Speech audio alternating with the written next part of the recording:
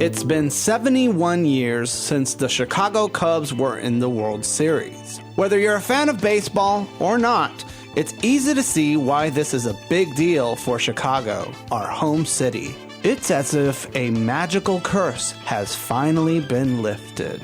Even though the Cubs made it into the World Series, some believe they still won't win because of the curse of the Billy Goat, placed on the team by tavern owner Billy Cianis after being kicked out of the 1945 World Series at Wrigley Field because he brought his smelly pet goat Murphy to watch the game.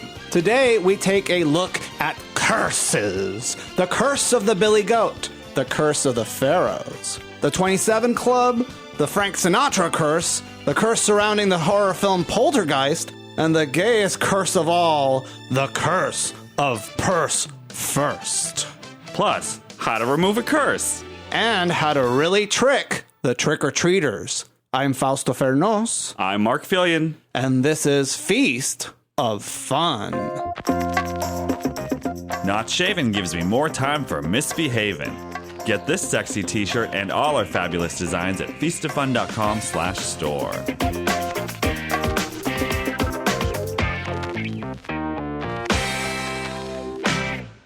We probably should begin this show with a disclaimer. It's all about curses.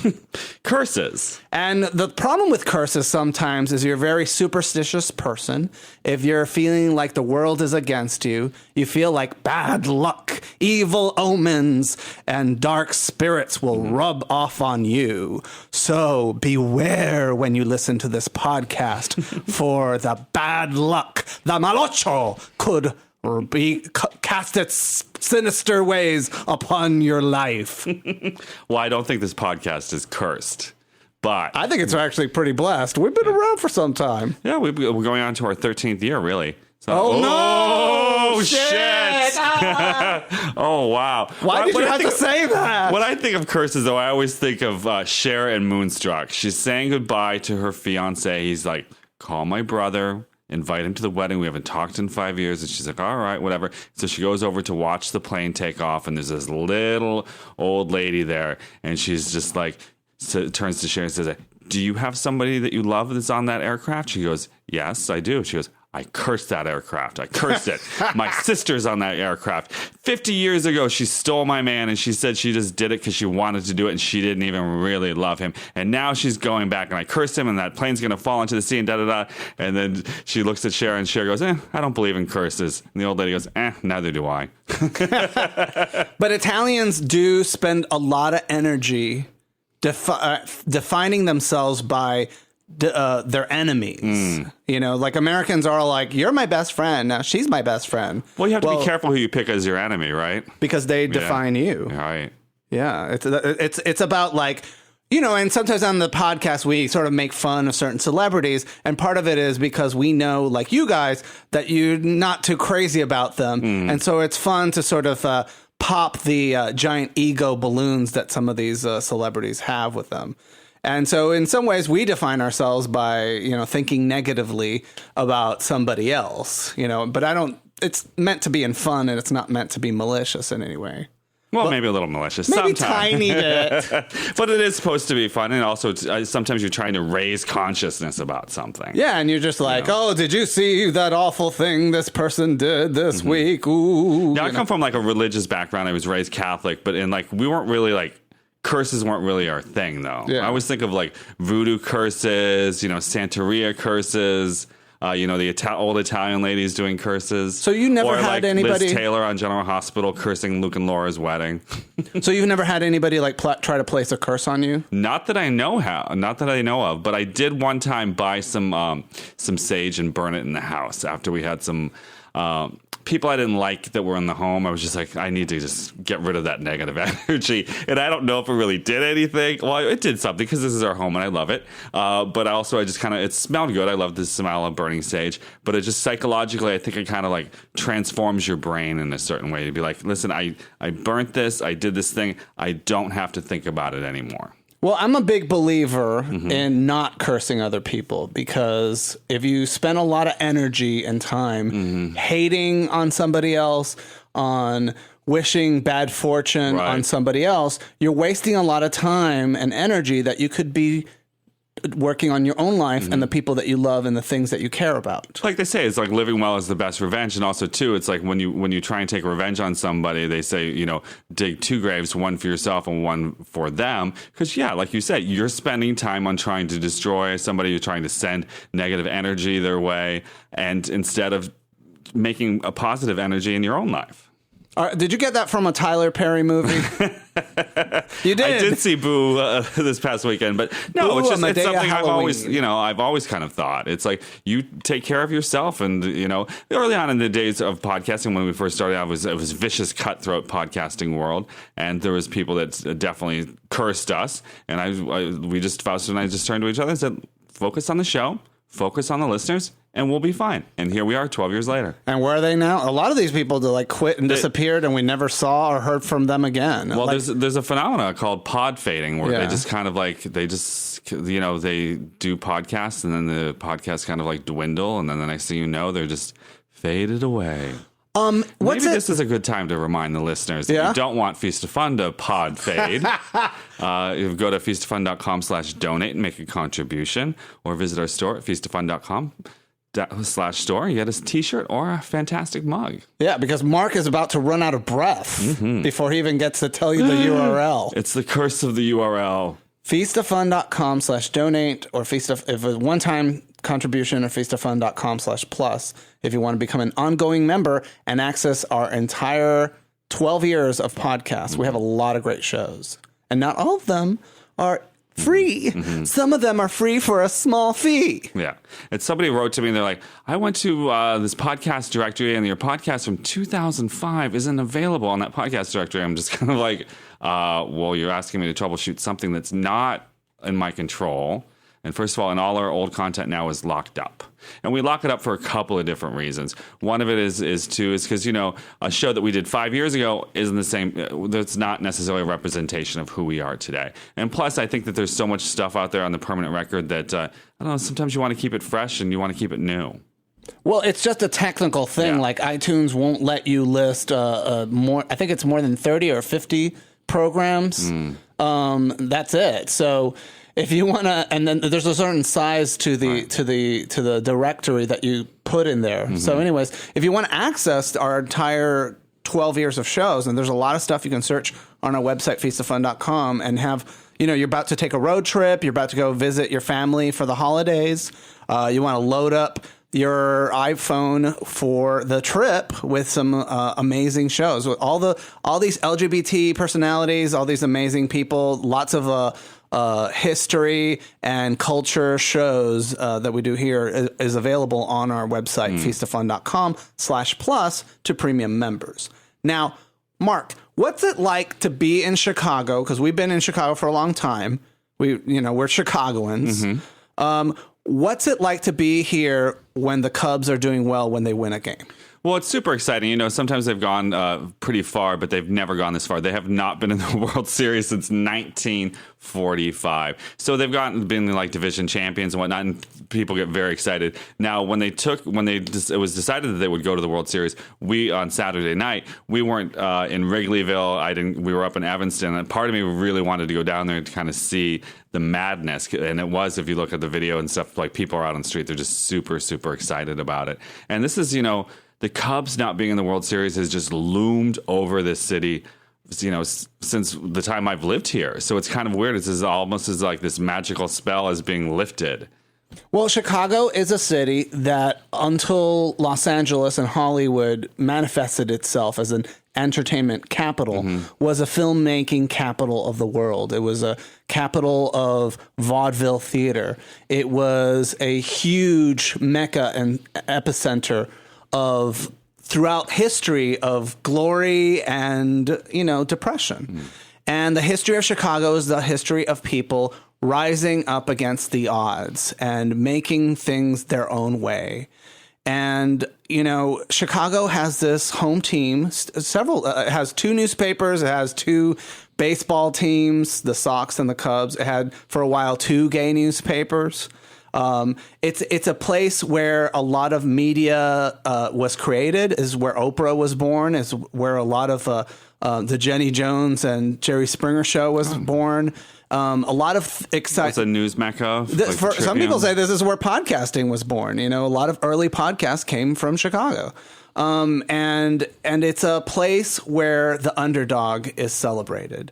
And in Chicago, a lot of writers, a lot of journalists, a lot of comedians who got their start in Second City or were writers for Leo Burnett, Don Novello, they used to hang out at this tavern called the Billy Goat Tavern in downtown Chicago. It's still there to this day. And it was run by this fun, interesting, media tycoon kind of guy named Billy Sianis. That's why they call it the Billy Goat Tavern, after his name. It was his nickname. And he would like to take a goat around town to the games and all sorts of places to promote his tavern. And he was sort of like, at the time period, a celebrated, beloved icon. And so when the Cubs were at the World Series 71 years ago, Billy Sianis brought his pet goat with a little sign, a cloth sign on the side saying, go to the Billy Goat Tavern and have a good time. They serve beers, they serve burgers. Hamburgers. Cheeseburger. And one popular, anyways, and at the World Series, it started to rain. And his pet goat started to stink. And people were like, do you mind getting rid of the goat? Can you mind leaving and stuff? And he's like, smelled like wet goat, right? And he was like, sure, I love the Cubs. I don't want anybody to have a bad time. But they were like, let's make this a spectacle. And they're like, Billy, get rid of your stinky goat. You're ruining the game. And he shook his fists at the crowd and he left. And then the Cubs lost the game. Then the next day, this may or may not have happened, Billy Sianis sent a telegram to Wrigley, the guy who owned Wrigley Field, and says... And the chewing gum And guy. the chewing gum, the double mint, juicy fruit guy. And the Wrigley building is right by where the Billy Goat Tavern is. And he said, who stinks now? He's got a sense of humor. So I don't know if I think Billy Sianis throughout his life had a very mixed feelings about this incident because it made his tavern, it cemented it in Chicago history and in the legend. And the sports writers that love to hang out at his club sort of thought it was a lot of fun to build up this reputation of the curse. Because it made great fodder for their news articles. Absolutely. What are you going to do when your home team is losing? Talk about the curse. Talk about the curse. Get people excited, interesting. Is the curse being lifted? Is it not? Yeah, it's like wag the dog or the tail wags the dog kind of thing. Can you explain that one to me? It's like when you don't have it's a thing where it's like you don't have a news story, so you kind of like invent one, and then it kind of becomes its own thing. Oh, so it's the expression is the tail's wagging the dog, not yes. the dog's wagging the tail. That's it.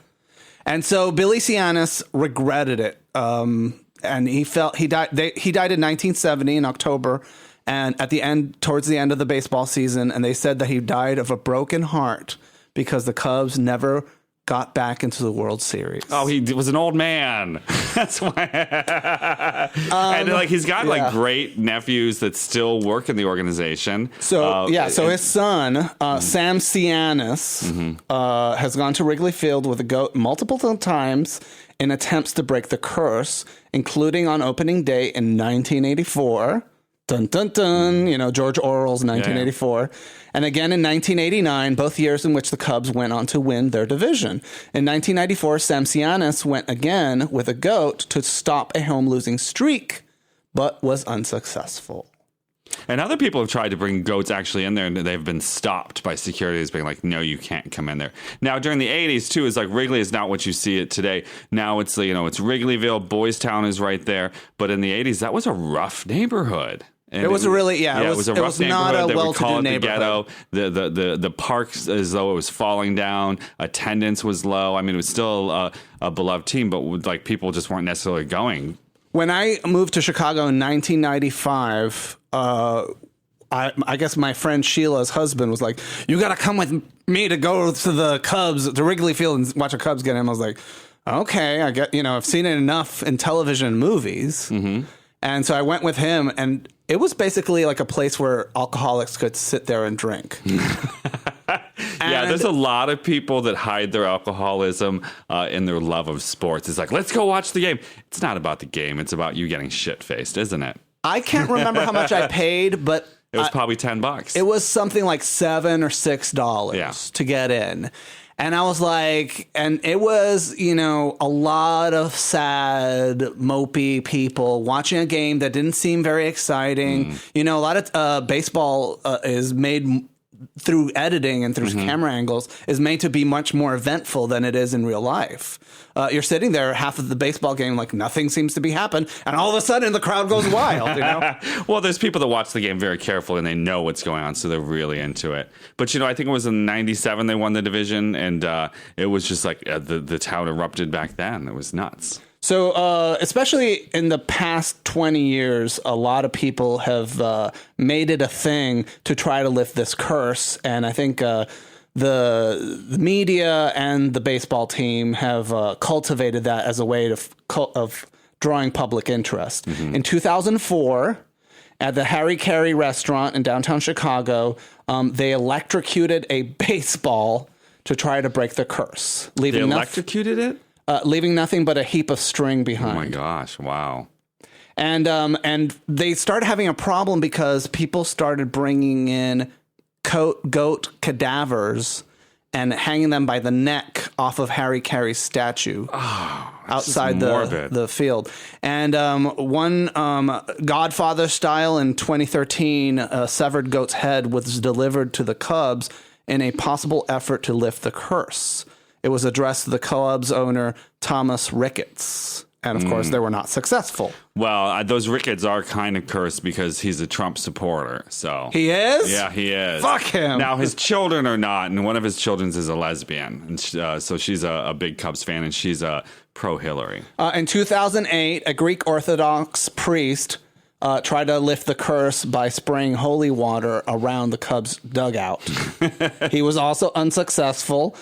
In 2015, that was just last year, you guys know Takeru Kobayashi, the very sexy Japanese competitive eater, and about 4 other famous competitive eaters consumed a 40-pound goat in 13 minutes and 20 seconds at a restaurant here in Chicago.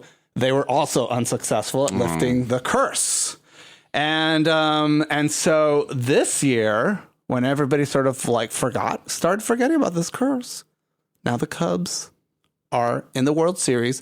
They just won today. Mm-hmm. And it's 1-1 at this point in time. So how many games are they away from winning? They got to win 3 more. So they're going to play 3 more in Chicago over the weekend, right? Yeah. So is it going to happen? It's exciting. But see, it's the curse. This is the weird thing about it, though, because this guy's great grandnephew actually says that the curse isn't necessarily lifted. Not yet. Because the Cubs actually have to win the World Series for the curse to be lifted. This is breaking news. It just happened like an hour before it started. So people are like, the curse is lifted. The curse is lifted. Well, not yet. It's so like the fast. end of the movie where you think the monster is dead, but until you rip its head off and like stick a stake through its heart, it's not really dead. It will come back and get you. So in 1978, a young ad writer named Don Novello started developing a character called Father Guido Sarducci. Guido Sarducci, who appeared on several TV variety shows and got hired as a writer on Saturday Night Live. And one of his first skits was the famous cheeseburger, no fries, chips, no Coke, Pepsi. And became a beloved skit. They did like about 8 different ones of them. And Keith Richards from the Rolling Stones was scheduled to be in one of the skits. And that the whole idea was sort of like the same premise as Jerry Seinfeld's Soup Nazi, where people come in, if they don't get their order right, if they don't have their money ready, they get kicked out of the restaurant. And no matter what you order, they try and steer you towards cheeseburger. Like, I'll have a tuna salad, Gilvin Radner says. She's like, no tuna, cheeseburger. He's like, what, you had a tuna, cheeseburger? And then they go, fries. And no, chips. And so that was based on the Billy Goat Tavern. And some people argue it's like, no, it was because in the skit, it's the Olympia restaurant. Right. And Jim Belushi's father, his father. dad owned a place called the Olympia, right? John Belushi. John Belushi, that's right. His dad owned a place, and so they thought like John Belushi came up with this whole thing. But in the script is Don Novello's name, and he said this is based on Billy Sianis of the Billy Goat Tavern. That's how he behaves. He was kind of a real eclectic kind of man. Here in our neighborhood of Andersonville, there was a place that sold pizza, and we called them the Pizza Nazi. Because if you didn't bring your order right, if you didn't show up on time, there was only 2 tables in the restaurant. What was the name of the place? Great Lakes. Great Lakes Pizza. And Beyonce and Jay-Z ate there because they read about it in GQ. So GQ magazine wrote this review of them saying this is the world's greatest pizza. And then all of a sudden these celebrities like started pulling in our neighborhood in their limousine and ordering this pizza, and I guess his head got big and it became a real hassle and the pizza was good. We went there for my birthday, right? Mm-hmm. Oh yeah, it was delicious. What'd you think about it? It was great. It was definitely the best pizza in the world. Too bad they closed. And the reason they closed is because the guy was kind of, off-putting. And maybe, people just got sick and tired of waiting in line. Or maybe he just did this as a hobby. He didn't need to. Who knows? But, the Billy Goat Tavern, since then, has actually defined itself as a Chicago institution because of this curse. And so one can argue that as a franchise, they have like 9 diners in Chicago, and one of them is in the tourist trap of the Navy Pier. Oh yeah. They're very defined by this curse that looms over the Chicago Cubs. If the curse is ever lifted because the Cubs win, they're going to have to find a new way to define themselves. On their website, they even have like a clock that changes by the minute, saying like, it's been this many years, this many dates, hours, and seconds that the curse is still in effect. They just need to transfer the curse to somebody else. Put the curse on Trump. Well, if Trump doesn't get elected, then the curse is done. Or the curse is. So the nice thing about the Billy Goat Curse is that it's as long as the Cubs are a team and they're always playing and they're always losing, even if they are in the World Series, the curse is still in effect. Now, outside of the Billy Goat Tavern is a rainbow Billy Goat. It's a rainbow? Yeah, it's like a silhouette of a goat and a rainbow flag, just like LGBT pride. It's a gay goat. And that's what people are asking. It's like, what's up with the rainbow goat? Is this like somebody was gay and this is a tribute? Well, they were painted in 1970 by artist Sachio Yamashita, known as Sachi. He appealed to Billy Sianis by saying, the top of Michigan Avenue is the most beautiful street in the world, but every day I walk down to your restaurant with all this filth, all these pigeons, and it's the most depressing thing. So Billy made a deal with Sachi, said every day after Sachi and his helpers finish their work, beer and burgers are free. So Sachi started painting this goat's big giant rainbow goat outside of his restaurant. And unfortunately, Billy Sianis died in October of that year, just days before the painting was complete. Aww. So I hope, part of me is like, there's always a silver lining. If the Chicago Cubs win, it's going to be amazing. It's going to be a lot of fun. If you're a fan of 80s movies like Ferris Bueller's Day Off, The Blues Brothers, A League of Their Own. I mean, there's so many like great films that have the Cubs and Wrigley Field as part of its landscape. The TV show Punky Brewster. What? In the opening title sequence. Punky Brewster was here in Chicago? Yeah, it took place in Chicago. And she's riding piggyback on her adopted father, and they're going out of Wrigley Field in the opening title sequence. Oh, wow. I had no idea. The film Rookie of the Year, an accident miraculously gives a boy an incredibly powerful pitching arm, and he becomes a major league pitcher for the Chicago Cubs. So for a lot of comedy people, a lot of writers, the Chicago Cubs have always been the symbol of the town and of our sensibilities. And so seeing it do well is really inspiring to a lot of people that you guys adore. And all these great comedians on Saturday Night Live, even to this day, they get their start here in Chicago. And Bill Murray was just at the Cubs game wearing a T-shirt that said, "I ain't afraid of no goat." Bill Murray. With the interdiction sign across the goat, the Ghostbusters sign, as people call it. That is the perfect combination of everything. Mm-hmm. But, sometimes curses are so vivid and so intense and with people dying that you're almost left wondering, are these curses for real? Well, I think a lot of times people invent a curse because they're trying to understand, or maybe they're given a little glimpse of a curse, or somebody says there's a curse there. And so they're just trying to make sense of all these awful things happening. One thing that I'm always fascinated, and my dad was fascinated by, was Egyptology. And ever since Napoleon invaded Egypt, Europe has always been sort of enamored and fascinated by Egyptian culture and these mysterious hieroglyphics that made no sense until they discovered the Rosetta Stone and were able to translate all their literature and actually make meaning and find the names of all these people whose stories and lives were written on their walls. Yeah. A French soldier, I guess, found the Rosetta Stone, and then when the British took over Egypt after, they kicked the French out, and they took the Rosetta Stone back to the British Museum, and they were able to actually translate the stuff because it had ancient Egyptian, and it had Greek, and it had a couple of other languages on there. And so it took them about 20 years to kind of figure it all out. And so about 1820, people started to really being able to understand for the first time these things that were written in hieroglyphics before.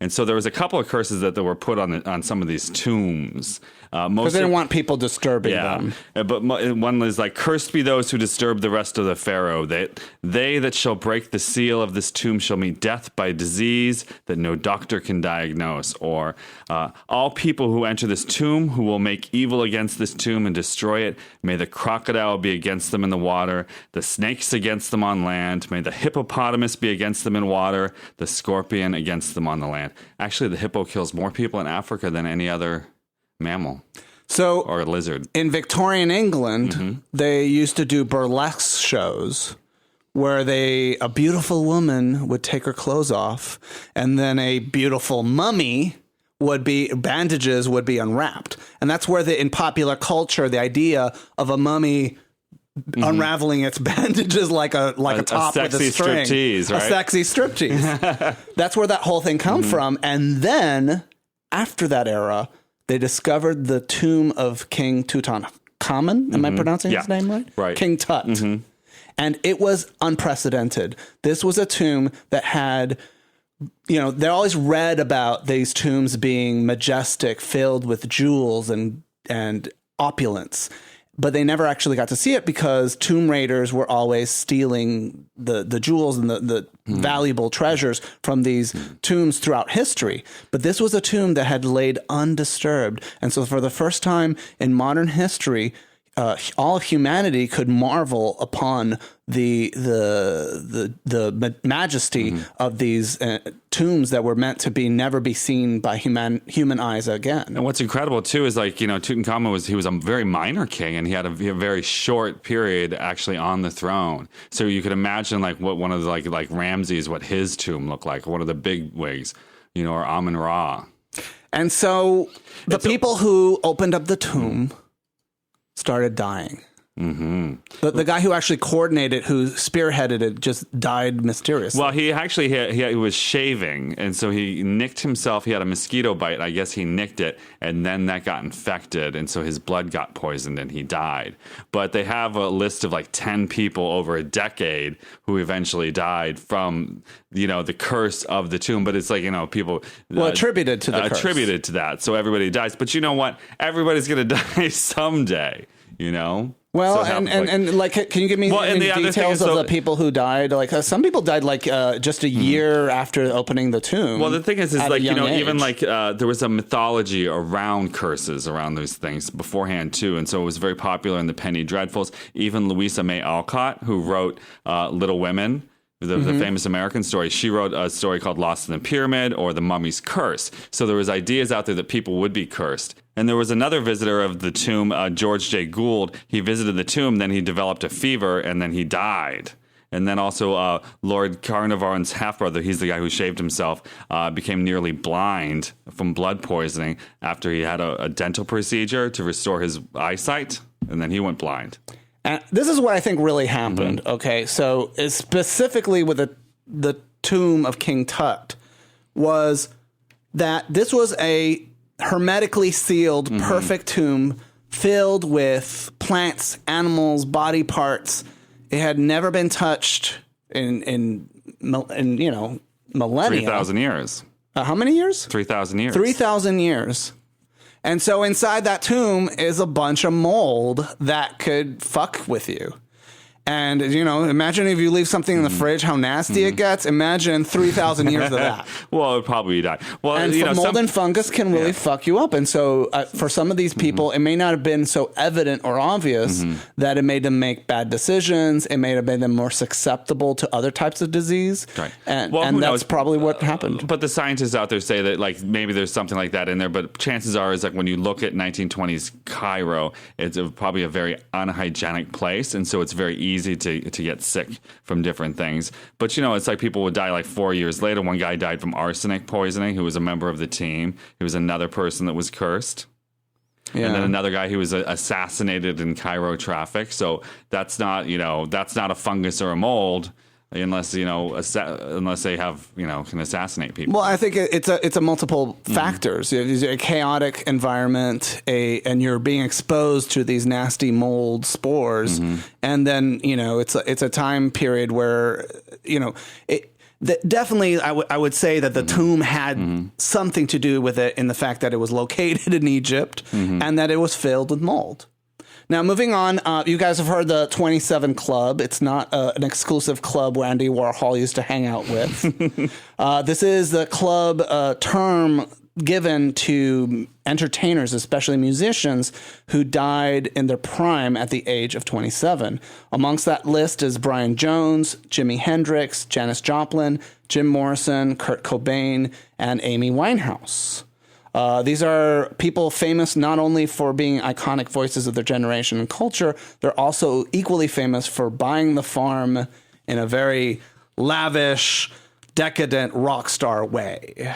So mostly from like drugs and drug overdose, like Amy Winehouse, yeah, Morrison, Janis Joplin. It's not just Jimi famous Hendrix. people. There's quite a bit of entertainers that have joined the 27 Club. So what's really happening here? You know, and part of it is, Mark and I were talking about this, is that musicians and record labels don't always have each other's interests in mind. Because, like, if you look at a record label, a lot of times they see somebody and they're like, hey, you've got great talent. It's just like, let's make music with you. Let's do this thing. And then it's just like, I don't really care what you do with your life. We've already got these albums out, and it's like, go do you. Or, you know, listen, we've all been around people who are addicted to drugs or alcohol. And sometimes it can be very hard to work with these people and be very hard around these people. And it's, you don't know exactly how to take care of them. And so there's a difficulty there. And if they're left to their own devices, a lot of people will just destroy themselves. I think one aspect of this 27 Club is that a lot of them are American musicians. And I think in the United States, we really don't have a system to take care of the financial needs of young musicians to make their art. We don't really fund music. We don't really give out musical grants in mass to develop music and culture. We sort of have this very capitalistic system.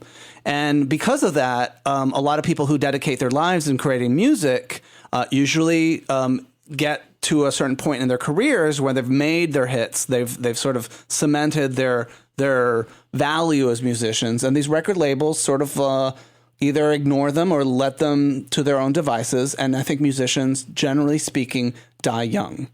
especially musicians who get access to drugs and to fame at a time in their lives that they might not be mentally or emotionally prepared for. Well, it's also too. It's So go ahead. It's a lot of these musicians too, because you're on the road, you're performing, you're doing night after night of a lot of things, and then you're staying up and you're partying and you keep on going, and you're suffering from exhaustion, but you just say, hey, you know what? Just that one more drug or that one more drink, and it'll help me get through. And then the next thing you know, it's like you're dead. Hashtag RuPaul's Drag Race girls. And so I think probably a lot of musicians are dying young, and the bell curve happens to land at the age of 27. So there's people that are dying at 24, 26. There's ones that are dying at their 30, but you say it's like because that's kind of like the median where they all kind of meet. Now, another movie, a movie that has believed to be in Curse is the film series Poltergeist. I know. The two main actresses of the film, the young girl and Dominic Dunn, died shortly after making these films. Well, Dominic Dunn died. She was stalked by her boyfriend. We had covered this before in another podcast we did with Peaches about actresses who were murdered. She was stalked, and the family tried to stop things, and she tried to stop things. But at that point in time, there was no anti-stalking laws, in California or in the United States for the most part. And since her death, they've actually enacted some, so you can get, it's easier to get restraining orders against people and to keep them away from you. Now, the little girl Heather O'Rourke, she was, I guess, diagnosed with Crohn's disease, and then she had a fever and she was sick, and the next thing you know, she died. And then the old preacher in Poltergeist 2, Julian Beck, he was a beloved actor. It was his last film role, and it was not until his death, shortly a year after the film's release, that he had been battling cancer during the filming of the film, and that's why he looks like a walking skeleton, because he was about to die as he was doing this film. I imagine that for an actor and playing that kind of role and looking that kind of way and knowing that you're kind of like at the end of the line, that probably was a very satisfying experience, to be doing something that you love and being able to be like, I can do this because I am on the veil. I'm next to the veil. I'm crossing over into the next world. Yeah, and I would like to think that, sort of by playing this demonic minister, that if you're a religious or a superstitious person, it's kind of like a prayer that you'll go to heaven, or that you live a well-lived life because you were able to lose yourself, and to take something so awful as cancer and be able to transform it into a very memorable film acting role. I mean, he's certainly like the thing we remember from Poltergeist 2. And when we did our drag act at the Austin International Drag Festival, we actually quoted him in there. What's the matter, little girl? Are you lost? Do you want your drag mommy? And she's like, I lost my drag mommy. Oh, all right. I'll sing you a song until your mommy gets back. God is in his holy temple. The actor Will Sampson, who you might remember for the film One Flew Over a Cuckoo's Nest. He's the Native American who rips up, spoiler alert, rips up the drinking fountain and uses it to smash the window and run free. He was the good guy in the film, and he died a year after the film's release. And that was that was also Poltergeist too. So it's like the whole franchise is cursed. But also too, from the first movie too, the Lou Perryman had a minor role, and we actually just talked about this with Peaches Christ in the movie in the podcast we did about movie actors who had been murdered. And he was also in Texas Chainsaw Massacre too, and he was actually murdered by a guy with an axe. Shit. Talk about irony. I guess the guy who killed him had been recently released from prison for aggravated robbery, and he was off his medication, and he had been drinking, and he killed him with an axe. Now, some people feel that Zelda Rubinstein, who plays Tangina Barons, what is it? Her catchphrase? I'm forgetting what it is. This house is clean. That house was not clean. She was not good at her job. If she was, don't hire her for any main job, because woo. Girl, Tangina. But she was old. Do you remember we had Jade Sotomayor from RuPaul's Drag Race on this? She's like, oh, I'm making a movie with that, Tangina from Poltergeist. I was like, oh, she's dead. She's like, no, I just did a movie with her. I'm like, no, girl, she's dead. I was like, I'm pretty sure I just did a movie with her. So she died pretty recently, I guess. She was also a munchkin in The Wizard of Oz. right? Zelda Rubinstein. I don't know if that's yeah, true. she was. She appeared as a Munchkin in The Wizard of Oz. Really? Looking at her Wikipedia, She was entry. a little bit. She was a little baby. A little baby. So she was in pretty much. She did a TV series called Poltergeist: The Legacy, and she died in 2010. And then everybody was like, "See, the curse happened." And I was like, "Well, she lived a full life." She was like 70-some years old, right? Yeah, I mean, she was in the Poltergeist franchise and in The Wizard of Oz. Come That's what on. I want. So I don't know. So do you believe what really happened with the Poltergeist curse? Well, I think it's a lot of coincidences. People do die. It's like how many of these people died from sickness. Little girls do get sick. I think the saddest ones are the murders, because it's like it's how do you get you get killed by your boyfriend, and then you get killed by like some random guy comes into your house with an axe. Yeah. In Asian countries, people have very strong feelings about karaoke contests and clubs. And so much that sometimes fights break out because people either lose the contest and the wrong person wins, or because somebody sings so bad that music lovers feel compelled to pick up a gun and shoot somebody dead. And one of the most common songs that people meet their doom singing is Frank Sinatra's My Way. In the Philippines, I guess it's a big thing. That's like people love to do that karaoke, and people get up there and they sing My Way. And one guy, he was shot dead by the security guard because he thought he was off key. And then it was just like, and it's like they've had at least 5 people murdered from doing My Way. And I guess people are trying to figure out why is it that this song, what does it do to trigger people to make them kill them? And there's something about this song, they feel like there's a certain amount of arrogance to it, because you're just like, hey, I was a jerk and I did it, but I did it my way, so whatever, get over it. And so people are like, you know what, you did do it your way, and I'm going to do it my way. And then they end up killing them. Because assholes are attracted to singing the song My Way, and maybe they might be rude to the audience or greedy performers, and they're singing this song that justifies their greediness or selfishness, and somebody just says, I can't take this anymore, and knocks it. And knocks you're them, gone. And you're gone. So if you're in the Philippines, be very careful about singing My Way. Now, one curse that was talked about in season 8 of RuPaul's Drag Race was Bob the Drag Queen's purse first curse. So let's educate the children on the purse first curse. So in every episode, whoever walked into the workroom purse first with Miss Bob's purse was always saved from elimination that week. That was all over Reddit. People were just like, oh my God, did you see this person? They carried the person and they were saved. This person that was saved. So Naomi Smalls, she walked into the room purse first in episode 5, and she was saved against Acid Betty in the lip sync. Derek Barry walked into the room purse first in episode 6 and was saved against Robbie. Shishi Devane walked into the room purse first in episode 7 and sent Thor G. Thor packing.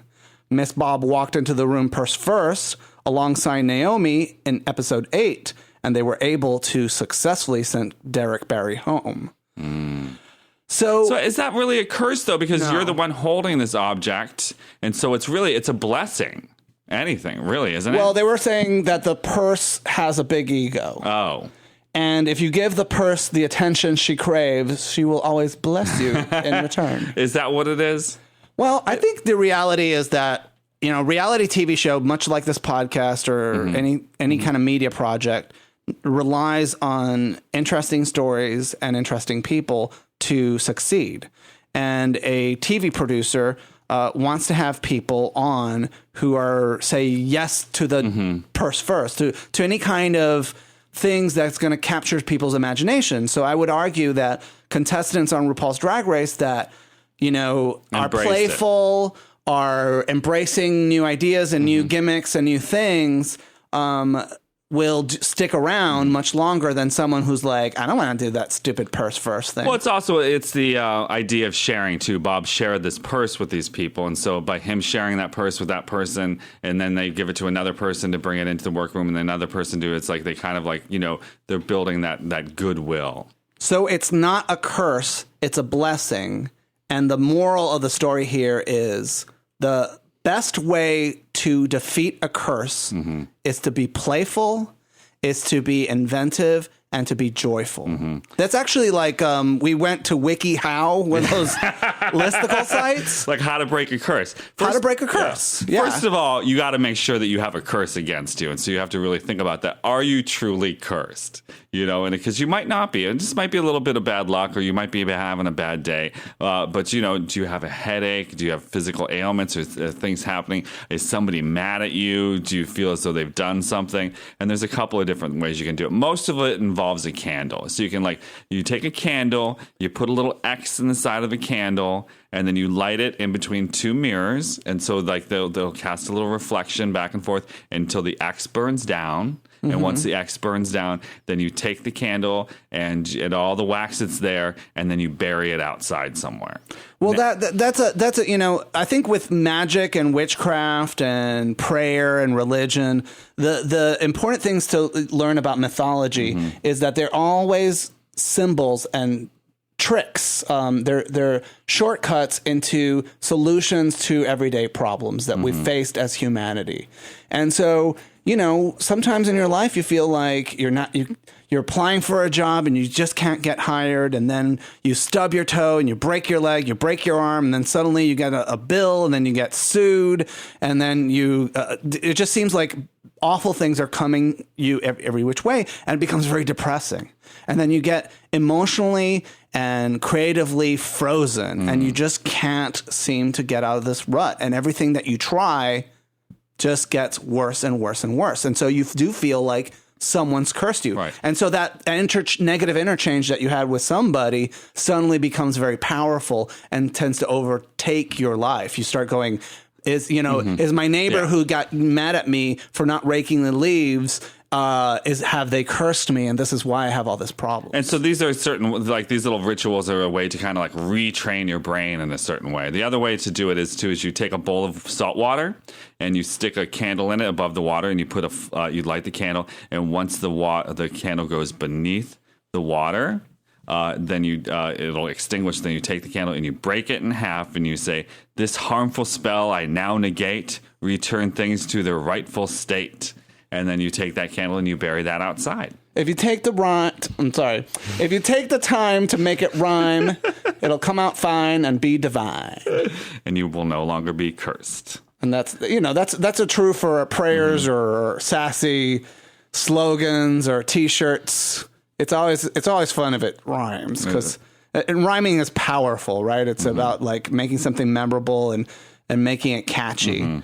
And I think candles and a warm bath and salt and Epsom salts can really get your groove back. Some people like Annie Sprinkle, who's a sex magic practitioner, she thinks a strong orgasm can be miraculous in breaking the curses that you. Oh yeah, orgasms are great for healing the body.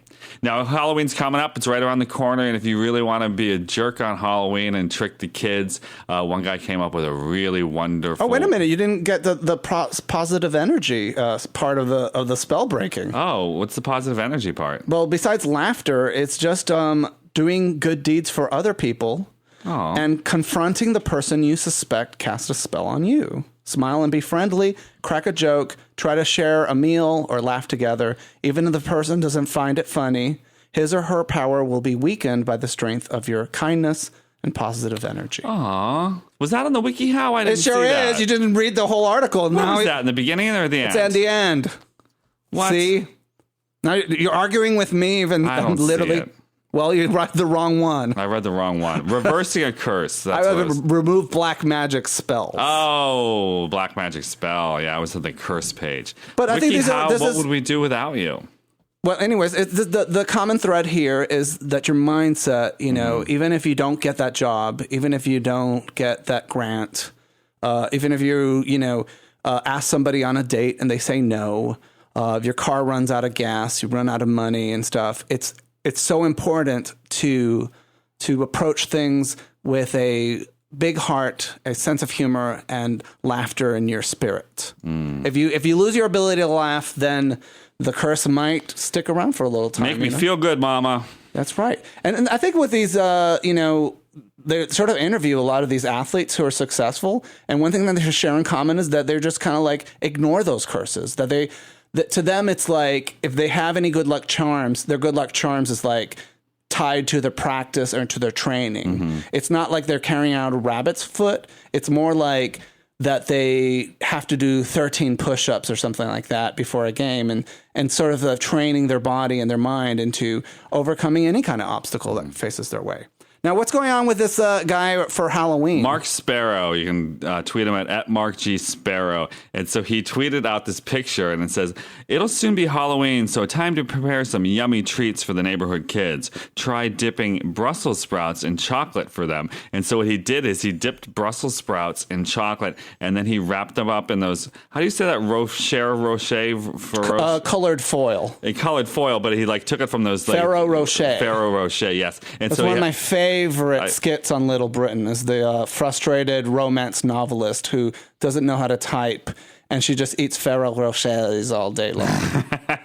And so, because they really, like, after they're wrapped up, they really do look like that. Because so you can imagine being a little kid, getting one of those, opening up, biting into it, and then it's a Brussels sprout underneath. Trick or treat. And then some people came up with some other suggestions, which is wonderful. Instead of like a caramel coated apple, you caramel coat an onion. People don't know. Or they actually said, you know what you could do is like caramel coat like liver pate. Or mealworms. I think you poison somebody by giving them like things that are not supposed to be edible. Yeah. I don't think that's necessarily a good idea. One thing that I always think is a great trick or treat for little kids is ask them to share their candy with you. They get so mad. Oh my God. Their parents think it's hilarious. Oh yeah. So we're sitting outside, and the parents bring their kids, especially this works with kids that are around 10 years old or so. And we're like, "Oh, we ran out of candy. Do you mind sharing your candy with us so we can give it to the other kids?" Oh boy, they don't like that at all. No. And one trick Foster would do to like young kids is like he'd hold candy up above their thing, and then their bowl, and act bag. like he couldn't see like where it was. He'd be like, hold it there, and the kids would follow with their bag, and they're like, what? And we go on for like even 10, 15 seconds of that is like really annoying to the kids. It's but hysterical. The parents love it. They're like, yes, teach my kid. Well, we dressed up as respect. the monsters from Where the Wild Things Are, and we put on our fur costumes and sit outside. And man, the parents loved getting their kids scared. As long as the parents are in on it and they sort of like feel that it's an acceptable zone of it's kind of it's about socializing your kid into understanding that there's a bigger world out there than the one that's inside the home and the family. And I think that's what's so great about Halloween and horror films and mystery films and fantasy films is it's about teaching people that, life is uncertain and sometimes you got to eat dessert first. That sometimes you have to look at things with wonderment and amazement because things don't always go your way. Sometimes you will be failing for 71 years and people who are rooting for you to succeed will die and never see your home team ever get into the World Series. So many people that have been Cubs fans have lived their entire life and have died before they've ever made it to the World Series. Yeah, like, one of my beloved elementary school teachers, Rachel Nachman, who ran this amazing library and certainly had a profound influence on me and my friends and into our love of books, but also into our love of puppeteering and theater and wacky culture. She was a big Cubs fan, and she would always talk about the Cubs. She always wore a Cubs hat or a Cubs shirt or sweater in Puerto Rico, of all places. And, she would have been tickled pink knowing that the Cubs are in the World Series this year.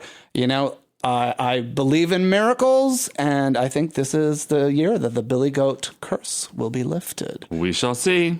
I think it's going to happen. What do you think, Mark? I'm rooting for them. I really hope it happens. I want to see this city explode. I really hope it happens in a good way in the next 3 days, because they're going to do 3 games here in Chicago coming up this weekend, and so hopefully they'll do it then. So 3 games, which is how many days is that going to be? 3. In 3 days, in the next 3 days. Well, it'll be this weekend. So Friday, Saturday, and Sunday. They could take it by then. If they don't take it by then, they're going to take Monday off because it's Halloween, and who wants to watch the World Series when it's Halloween? And then they'll do Tuesday and Wednesday of next week. But that'll be at Cleveland, though, the Tuesday and Wednesday game. So I hope they don't go. I am hoping that it's going to be Sunday they take it, because that'll be off the hook here in Chicago. Coming up on Feast of Fun, we have some in-depth interviews with some iconic Halloween media personalities and legends. So you don't want to miss that. Remember, Feast of Fun is a podcast on iTunes. If you're listening on our YouTube channel, youtube.com/feastoffun. And if you're listening on iTunes, we have a YouTube channel where we do videos and other kinds of projects like cooking with drag queen. So check it out. It's fantastic. If you're in one place, check us out or the other, because we do a lot of other things other than just this podcast. And if you like it, tweet it, share it, let your friends know that we're there. Help the Feast of Fun go viral. Yes, in a good way. In a good way. You don't need any penicillin for this one. I want to remind folks, too, we can't do this podcast without your support. So if you're not a Plus member yet, sign up today at feastoffun.com/plus, because your contribution to this show is what makes this show happen. May all your curses be lifted through the power of laughter and love. Aww. Bye, everybody. Bye.